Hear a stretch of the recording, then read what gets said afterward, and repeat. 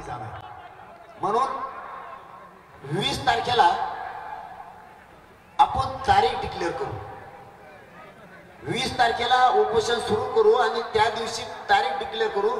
महाराष्ट्रातल्या मराठ्यांची कोणत्या मैदानावर बैठक घ्यायची, ही बैठक याच्यासाठी मुंबईला कधी जायचं आणि 288 पाडायचे का उभे करायचे.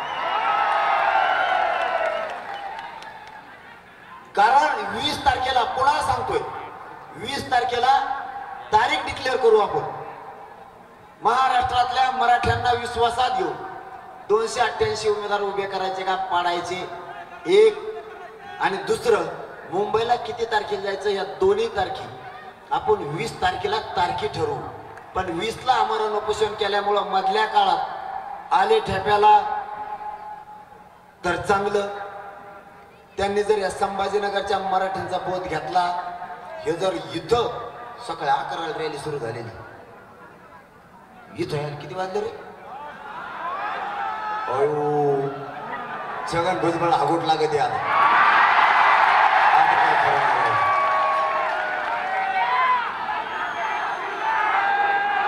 आता कार्यक्रम झाला ते झोपत नाही. आता आषाढाच्या आधी सणाला लागत त्याला. आता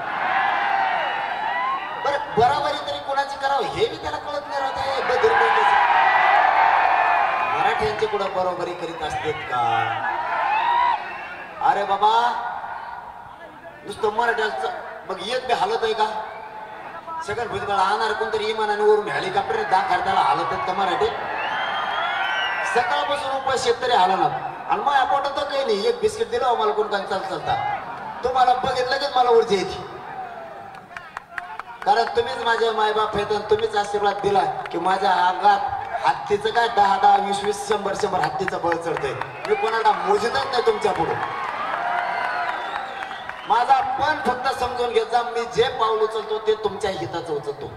मी आडमुठा नाहीये. माझ्या जागेवर जर दुसऱ्या जातीचा नेता असता ना, एवढी पब्लिक म्हणलं एका दिवसात ठिकाणा केला असता. समजून घ्या मी काय सांगतो. आधी नुसतं गोंधळात राहू नका. मला तुम्हाला डाग लागून द्यायचा नाही आणि पावर बी तुमच्याच हातात ठेवायची. मला सगळं विचारपूर्वक वागायला लागतं. इतकी पब्लिक मराठवाड्यात जमली, नुसता मराठवाडा जरी बाहेर निघाला ना, मुंबईतल्या अख्ख्या लोकांना मुंबई सोडा लागून भाऊ.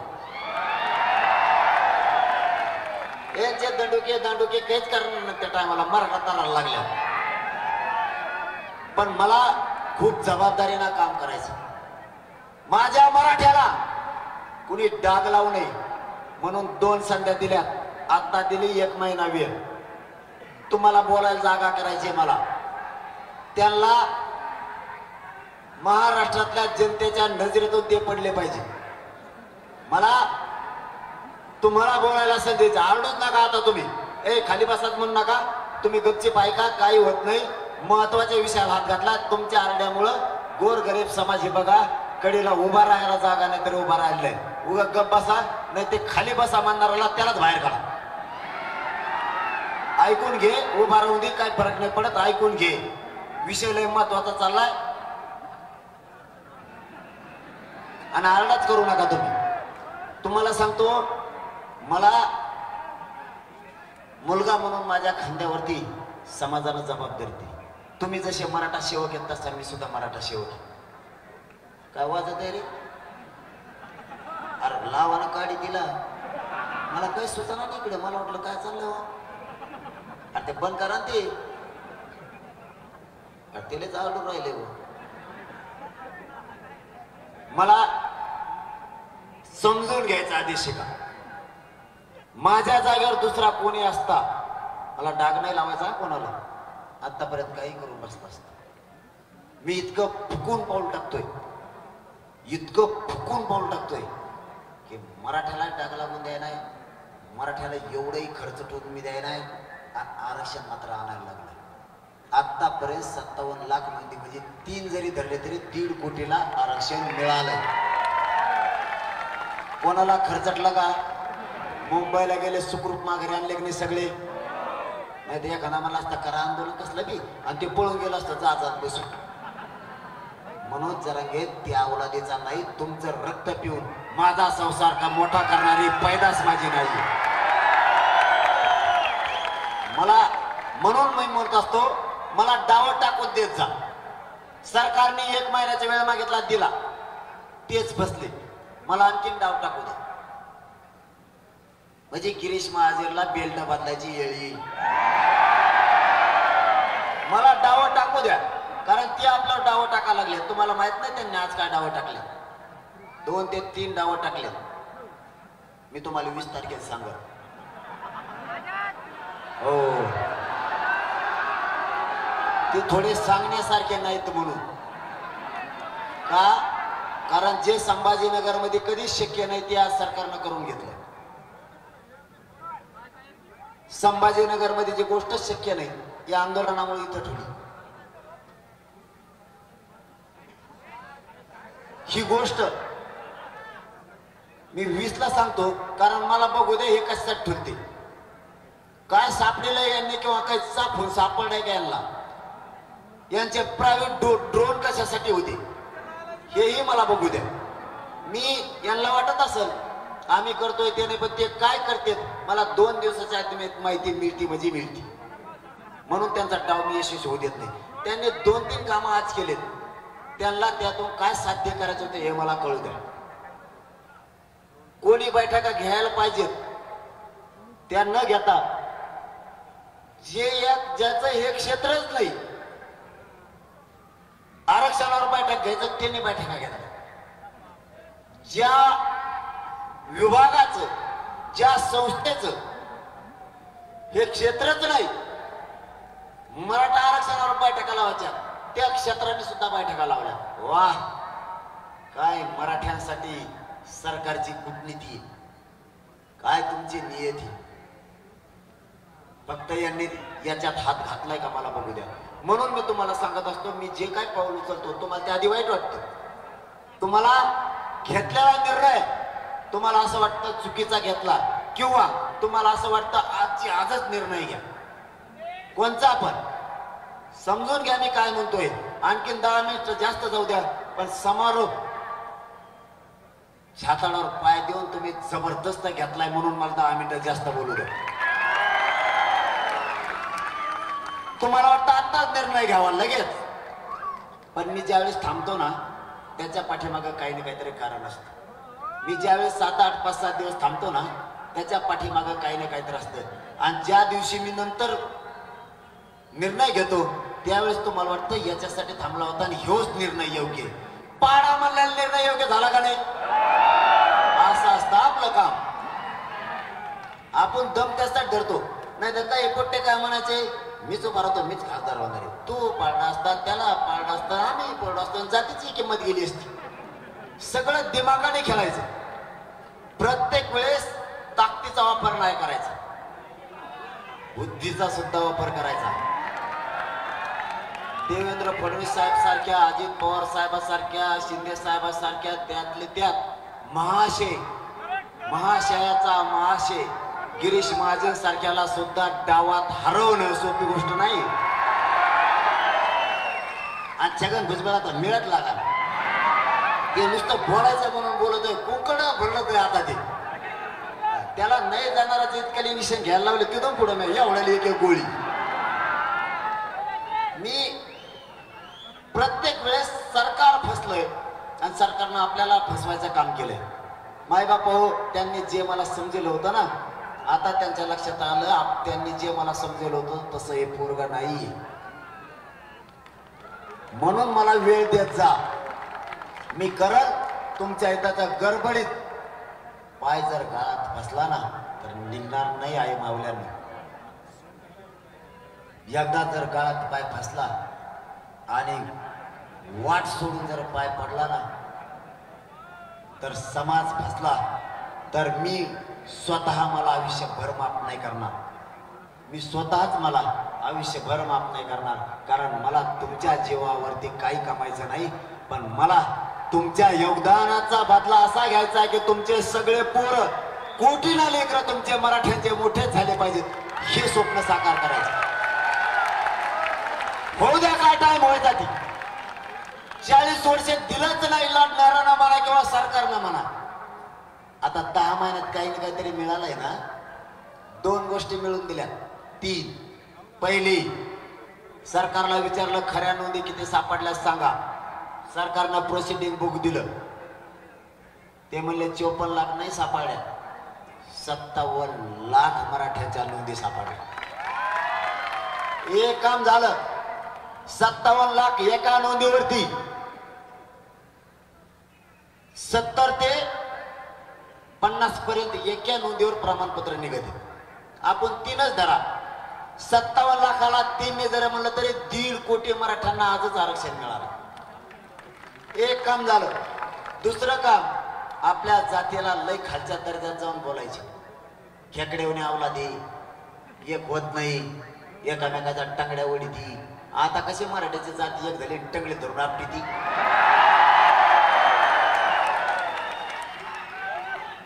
टंगडी धरून ओढीत होती ना. तुम्ही म्हणायचे ना मराठ्याची जात टंगडी धरून ओढी ती. आता कशी टंगडी धरून मराठ्याची जात आपटायला लागली. कशी मजा आली.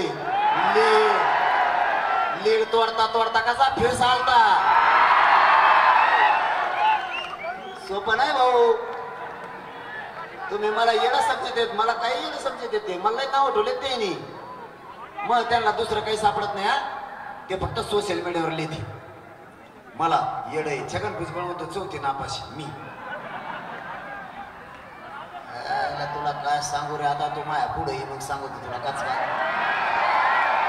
मला म्हणताय मी 4थी नापाशी.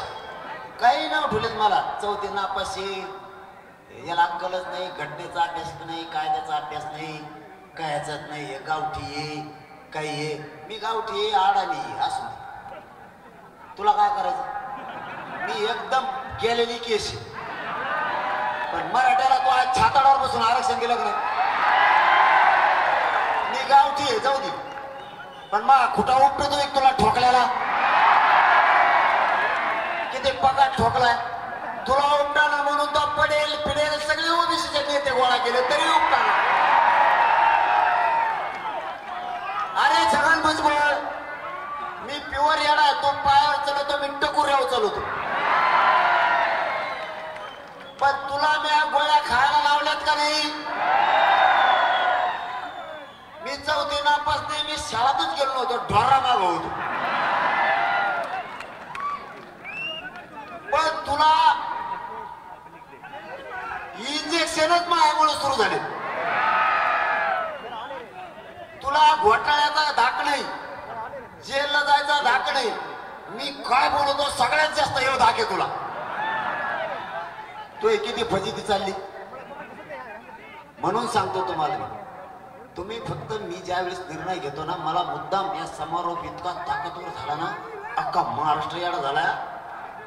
सकाळपासून ते म्हणतात बाप संभाजीनगरला फॅन गर्दी. फडणवीस साहेब आणि शिंदे साहेब, मी जाहीरपणाने सांगतो तुम्ही आरक्षण द्या. मी 20 तारखेला आमरण उपोषणाला बसणार आहे. तुम्ही नाही दिलं तर ह्या गर्दीवर एक लक्षात घ्यावा, ही फक्त संभाजीनगरची, छत्रपती संभाजीनगरची. मराठवाडा आणि महाराष्ट्रातले विदर्भातल्या कुणबी मराठ्यांची, खानदेशातल्या कुणबी मराठ्यांची ही जर लवखंड ही लाट जर तिकडं निघाली ना, 300 किलोमीटर जागा लागणार ह्या टायमाला. चालायला नुसते 300 किलोमीटर.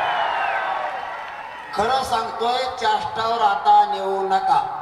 एक संधी आणखी सरकारला द्यायची.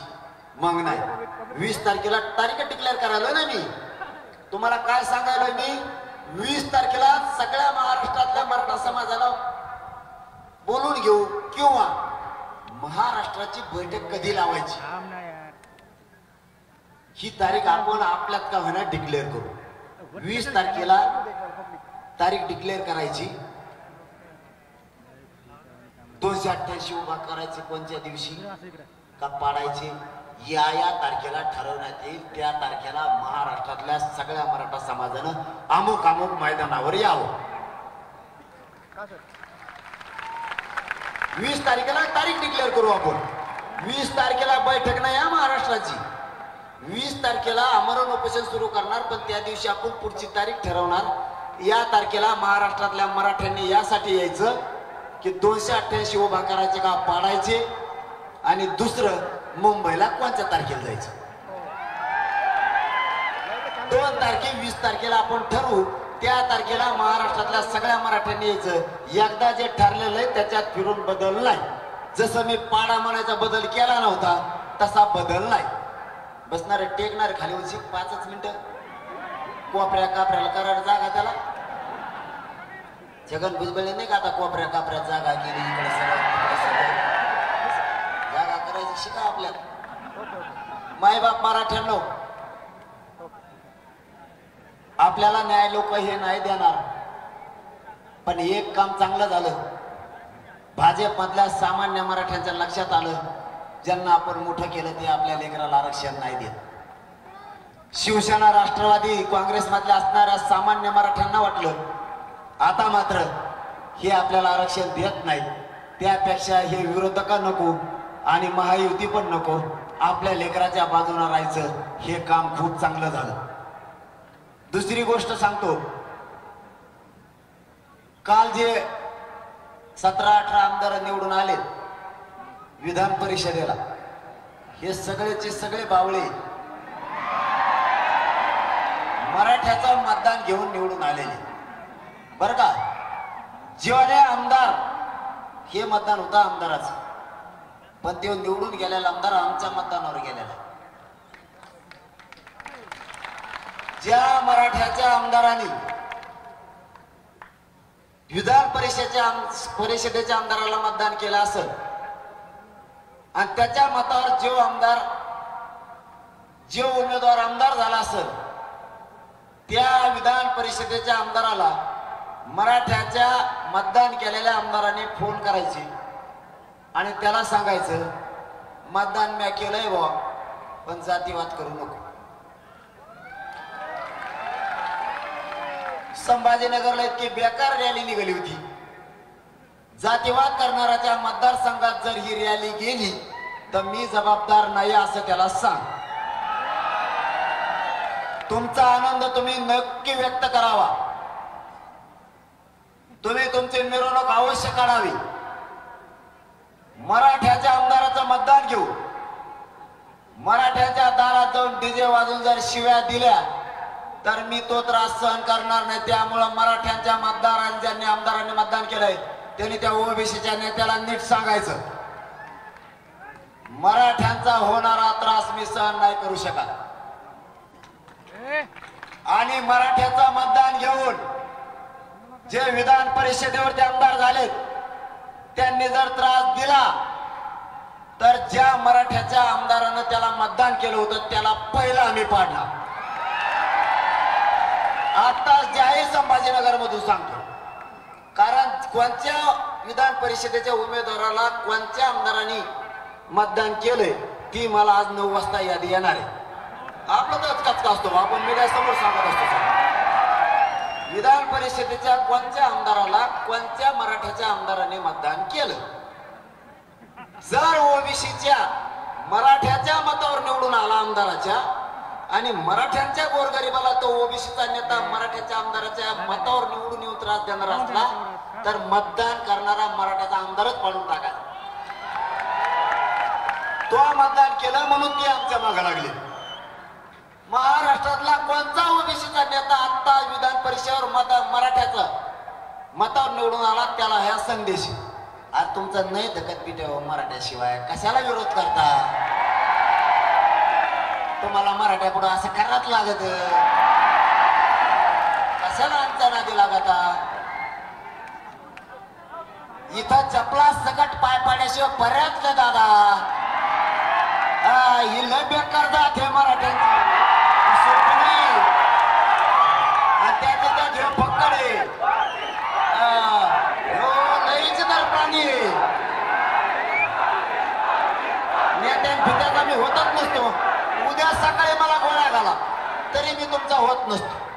तुम्ही जर म्हणले उद्या सकाळी 6 ट्रक भरून नोटा आणल्या तरी मी म्हणत असतो ये रीत होती. तुम्ही जरी उद्या सकाळी म्हणले सकाळ सकाळ तुला पाठक मंत्रीपद तरी मी लाखाने उडीत असतो. त्याला पण मराठ्यापासून लांब जात नसतो. माया नादीच नाही लागायचं. माझ्याकडे किती पण आमदारांनी मंत्री येऊ द्या, मधल्या काळातलं याल ते ना, अगं बाय बाय बाय बाय, जीव मला गिनीतच नव्हता ना, माझ्या मराठीला गिनीत नव्हता का? तो काय भाषण काय बाकडा वाचत होता ते यासाठीच्या टायमाला. आता माया असा चिटकून येऊन बसतो, वाटी मोडाची येळ आली हो मग गुढी घ्यायची. कोणी 54,000 महिन्यात गेलं, कोणी 36ने गेलं, कोणी 44ने गेलं. ते माझ्याकडे येतात आणि ते म्हणते पळलोच आता आम्ही. हा तो नारायण कोचेचा दमच खात नाही. तेव्हा म्हणतो एवढा माझा पडला म्हणलं मी तो पडलोच. मग आता पिस्तालच आवडला बा, मग खेळाच पांगळा. मग आपल्या नादी लागलं का असं होत असतं, सोपं नाही. म्हणून मी कसले नेते येऊन माझ्याजवळ बसले, तुम्ही शंका घे जाऊ नका फक्त. आता ते मी काय करू त्याला येऊ नको म्हणलं तर ते म्हणतो तुम्हाला शेद्याच्यात द्या पण येतो. आता काय बोलू, आणि मी चुकल्यावर शेद देतो असा नाही देतो, पण खपा खप देतो. मी विचारत नाही करीत. मग माझ्या आई बहिणीपेक्षा माझ्या मराठा समाजापेक्षा मला कोणी मोठं नाही. मी फक्त इज्जत माझ्या मराठा समाजाचीच करतो, बाकीच्यांची करतो, पण माझ्या समाजाच्या विरोधात जाणाराची नाही करत. मी सगळ्या जाती धर्माची इज्जत करतो, पण माझ्या समाजाला त्रास देणाऱ्याची इज्जत मी नाही करत. मला माझ्या समाजापेक्षा मोठं कोणीच नाही. आणि काय गरज आहे बरं कोणाची? एकटाच 50-55% मराठा सगळ्याची पाठपुरी देऊन काय गरज आहे कोणाची? फक्त यांनी जी वस्तू आम्हाला हातात घ्यायची ती घ्यायला लावून, ती का मराठीला हातात घेतली रे बाबा. अरे तू बांधावर मी भेट, बांधावर मी ठोक, मग लय आवड असते ती, त्याला काहीच सचत नाही. आणि आमच्याकडे तर कशाचीच गरज नसतं, हात जरी खाली केला तरी हातात येते. त्याच्यामुळं मराठ्यांना आम्हाला त्या वळणावर जायचं नाही. तुम्ही आणू पण नका. तुम्हाला म्हणून सांगतो मी की मला वेळ गरजेचं असतं. मी शेवटचं टोक गाठत नाही. तुम्हाला माहिती आहे जातीवाद काय असतं? एका 5च मिनिटात तुम्हाला सांगतो. मराठ्यांचे अधिकारी आहेत ना, त्यांना काय भाषा सुरू आहे माहिती आहे का? आता नाही, 4-5 महिन्यापासून नाही. आधी काय भाषा होती? एखाद्या मराठ्याच्या अधिकाऱ्याकडे गेले, हे दुसरे गचपाणी, तू मराठ्याचा आहे म्हणून काम करीत नाही का? आमचं घेणं देण्याचं दडपण. ते बिचारा घ्यायचंय. मराठ्याची जात मागं नव्हती, मराठ्याची जात एक नव्हती, ते घ्यायचं. त्याला करायचं नसलं तरी काम करायला लागायचं, एवढी दहशत. मग कोणत्या क्षेत्रातला अधिकारी असू द्या मराठ्याचा, 2-3 क्षेत्र आहेत त्याच्यात धरा. डॉक्टराकडे जाणार, मराठ्याचा म्हणून बिल कमी करे ना काय, वावर घेऊ ना, दिन भरणा बिल त्याच. वकिलाकडे बी एखादी केस काय लढली का, मराठ्याचा म्हणून इतकी फी मागवतो काय गेलता, मग तिकडे दुसरीकडे मरणा. ही असली साडेसाती. मराठ्याला कुणी दिसला, मराठ्याचा नेता दिसला ना, बाहेर राहतो मराठ्याचे मंत्री झाले म्हणून मग काम करेन नका. त्यात मराठ्याचा काय संबंध रे? तुमचे मंत्री झाले, आमदार झाले का म्हणलं का मी तू त्या जातीचा आहे म्हणून झालं का? 25-30 वर्ष माझ्या मायबाप मराठ्याने सगळ्या जातीचे लोक निवडून दिले. मराठा म्हणला का कवा तुम्ही त्या जातीचा आहे का म्हणून केलं का? आणखीन म्हणला नाही. यांना एक खोड लागली म्हणून तुम्हाला 2-3 कामं सांगतो. इथून पुढं मराठ्यांना गोरगरीबर जर कोणी अडचणीत आणायला लागलं ना, बघ्याची भूमिका घ्यायची नाही. सगळ्यांनी त्याच्या मदतीला जायचं. अजिबात अन्याय सहन करायचा नाही. मी का तुम्हाला दांडे घेऊन त्याच्या अंगावर जा नाही म्हणलो, भांडणं नाही करा म्हणलो. त्याला जर कोणी अन्याय करत असलं तर समोरून मोटरसायकल घेऊन चालायचं, जागेवर ब्रेक मारायचं आणि त्याच्या मदतीला जायचं. गप म्हणायचं त्याला काय त्रास देऊ नको, माझाच भाऊ येतो. हे आपल्याला सपोर्ट करावा लागणार आहे. भांडण नाही करायचं. तुम्ही नुसते उभा राहा, सगळी दहशत बंद होती. तुम्ही न उभा राहिल्यामुळे यांचं साधन लागलं. कसला हागरं येतोय त्याला ते ढेंडाळता येईना आणि मराठ्याला शिदी देऊन जात. कशामुळे सहन करायचंय? पाय कोणाला लावायचा नाही, कोणाचा पाय पण नाही पडायचा. यांच्या हातात मराठ्यांनी सत्ता दिली म्हणजे काय तुम्ही मराठ्यावर अन्याय करणार काय?